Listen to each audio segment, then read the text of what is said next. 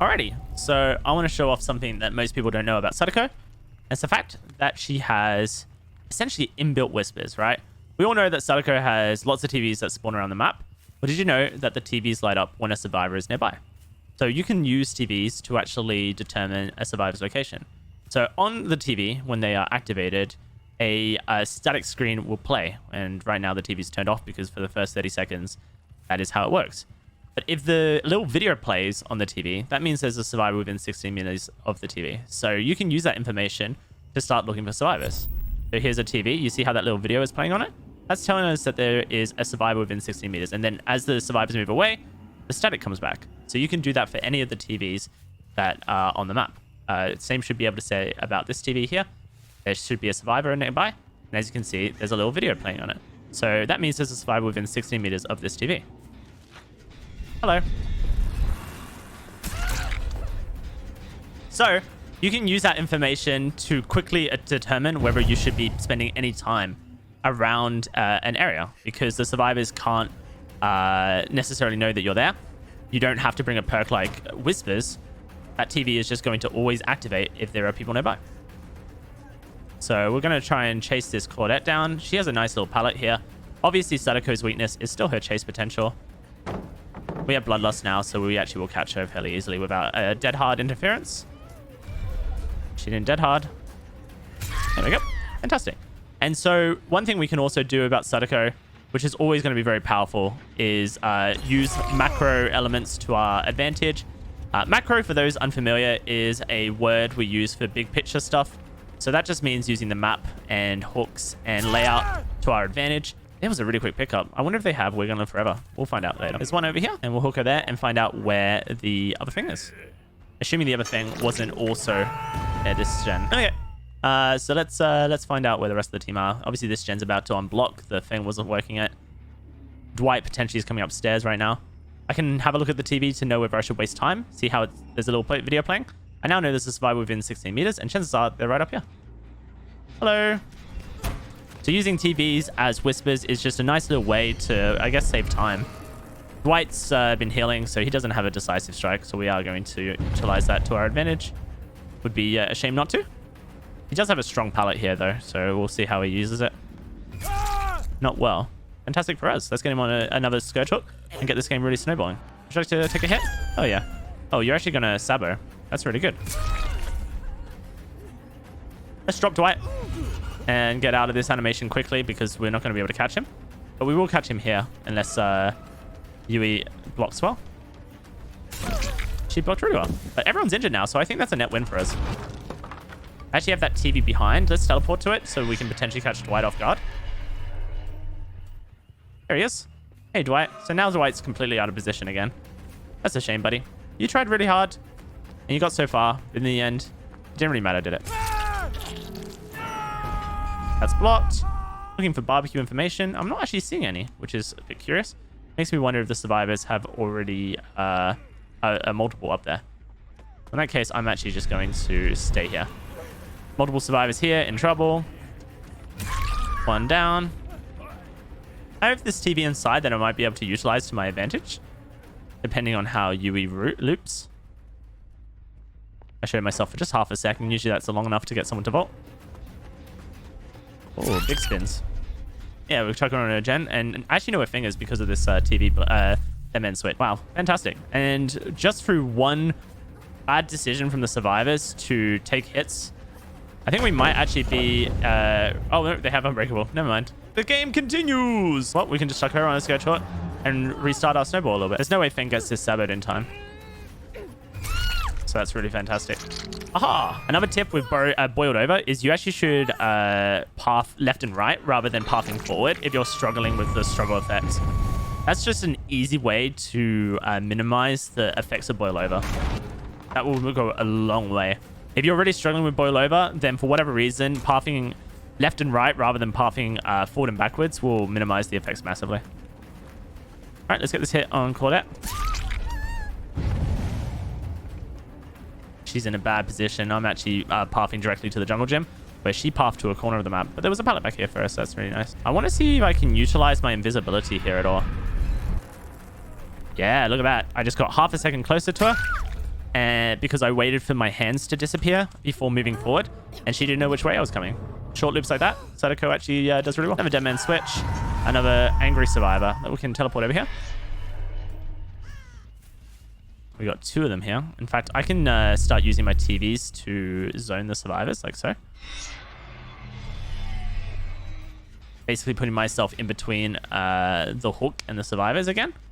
And then I get to hit this survivor over here, which then pushes them back, which is fantastic. Even if I don't hit her, it's fine. That's fine. If I wanted to, I could potentially have used the TV over there, which would have given me more control, because then I could have blocked the Fang from coming for the rescue instantly. But she's coming for the rescue now. She doesn't actually know that I'm behind her because I've cloaked up. We'll get the hit. She'll drop the pallet.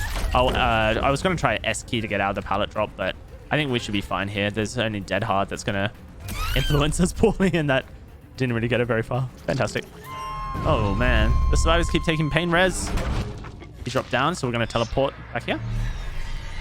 Puts us right next to him. Hello, buddy. We have this nice straight route here, which makes it really hard for him to loop us around this house, because when eventually he wants to use the strong loop, he is pushed away from it. Let's use deadly fingernails to catch up. Oh, it's so dark in here that I ran at the wrong survivor. That's fine. Fantastic. And we know she doesn't have Dead Hard, so we can swing nice and early. I mean, this game's going really well. We've had 7 hooks, and they've only done 1 generator, and we're getting more pain res value. Lovely, jubbly. This gem blew up, so that means the survivor probably let go of it. But again, if we want to know if they're close by, all we have to do is, well, I guess we don't have to do anything because they were on the generator. But this TV has a video playing on it. Now it doesn't. That means the survivor is now 16 meters away from us. And you can see where they are in front of us, so... I like using the TVs as like a mini whispers, because you basically can just look towards the TV and see if there's anything but static on it to know if you're pathing the right direction, if you're making the right call. It's very handy. Oh wow, they're all in front of us. Hey guys.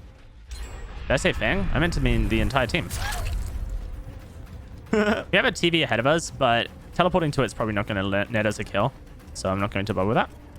A lot of survivors after they're dead hard don't look behind them, so something to keep... Oh, she has resilience. Something to keep in mind with survivors when they're dead hard is that you should path to cut them off, but then double back immediately, because they're more than likely going to make the mistake. We know Fang's in this jungle gym because the TV is playing a video, and she's at a Z wall here, and we've just basically turned her around immediately so she doesn't get to loop it very effectively.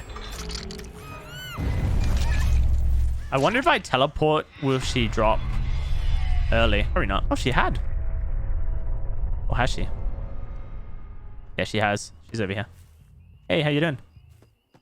Oh, well, she's actually very close to being condemned. If I do this, I might go to the wrong TV, and that would be very painful.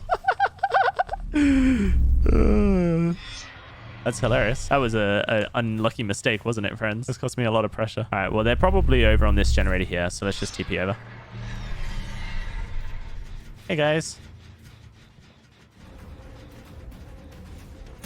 There's the other scratch marks. How do I tell their condemnation? You see how Dwight's kind of sparkling when we look at him? That means that his condemnation is getting higher. And eventually he'll reach a point where he's actually condemned. But currently he's fine. It takes 7 stacks of condemnation to get to a kill. And I think he's probably 4 or 5 right now, based on his static. That's something that you just learn over time, really. All right, we can actually teleport over here and see if Claudette's working this gen.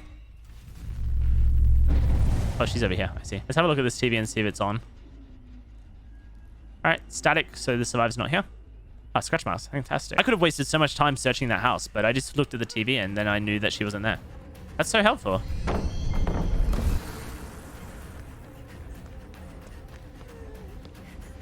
She's actually really close to being condemned. Her static is very high. All right, we'll hook her, and then we'll see if the survivors are near the generator using the TV. Oh, I know that Dwight's over there. And I know that Yui's over there as well, actually, so let's not waste any time. I could potentially find if Dwight's in this jungle gym, though, by looking at this TV. Hello, TV. Oh, yep. It's got a video on it, and we actually see him behind the tree here as well, which is very handy. That's super useful. I wonder what happens if I TP to this TV right now. I think he's 2 stacks away from me. Oh, that is a lot of static now. I could condemn this guy if I just get him to run past a TV that's active. That could be fun. Come on, Dwight. Run to a TV that's active for me, buddy. Oh, he's staying at this loop that has no pallet anymore, so that's not going to happen, unfortunately. Oh, well. Yeah, really handy game mechanic. I hope that helps you guys in your games. Just really just the... I think that example that I just showed near the house was super useful. And I can use it right now at the house again to see if Feng is hiding in a locker inside the house. So is Feng here in the house? No, she's not. All right, so I'm going to move away.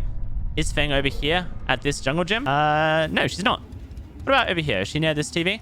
No, she's not near this TV either. How about over here at the shack? That is static as well.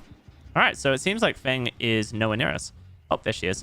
All right, well, that's it, guys. GG's. Hopefully, you guys enjoy that little tip, and it helps you win some games of Dead by Daylight in the future. Nice little tip for Sadako.